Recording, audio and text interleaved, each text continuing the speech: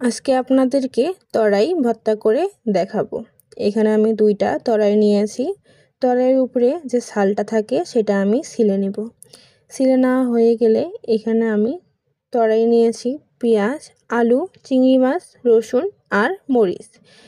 একটা কড়াইতে পরিমাণ মতো তেল দিয়ে নিয়েছি। এখানে আমি চিংড়ি মাছগুলো প্রথমেই লবণ আর হলুদ দিয়ে ভেজে নেব। ভালোভাবে আমি একটু ভেজে নেব। ভেজে নেওয়া হয়ে গেলে চিংড়ি মাছটা আমি নামিয়ে নেব। এখানে আমি তরাই প্রথমে আমি দিয়ে নেব।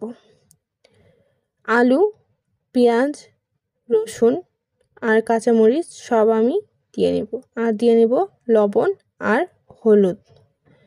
এসব দিয়ে আমি নেড়েচেড়ে নিব।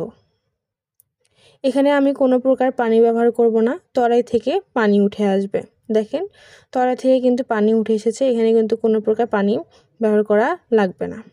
দেখেন এভাবে আমি ভালোভাবে পোড়া পোড়া করে ভেজে নেব। দেখেন আমি কিন্তু পোড়া পোড়া করে ভেজে নিয়েছি। এখন আমি এটা নামিয়ে নেব। এখন আমি বাটনাতে প্রথমেই চিংড়ি মাছগুলো ভালো করে মিহি করে বেটে নেব। আপনারা চাইলে শিলপাটাও এটা বাটতে পারেন। দেখেন চিংড়ি মাছগুলো আমার বাটা হয়ে গেছে। এখানে আমি ভেজে রাখা তরাইগুলো দিব। দিয়ে ভালোভাবে আমি মিহি করে বেটে নেব।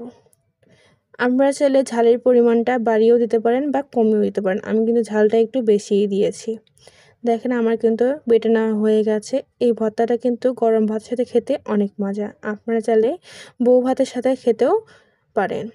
আপনারা আমার ভিডিও ফলো করে নতুন নতুন রান্না করতে পারবেন। ভালো থাকবেন সবাই।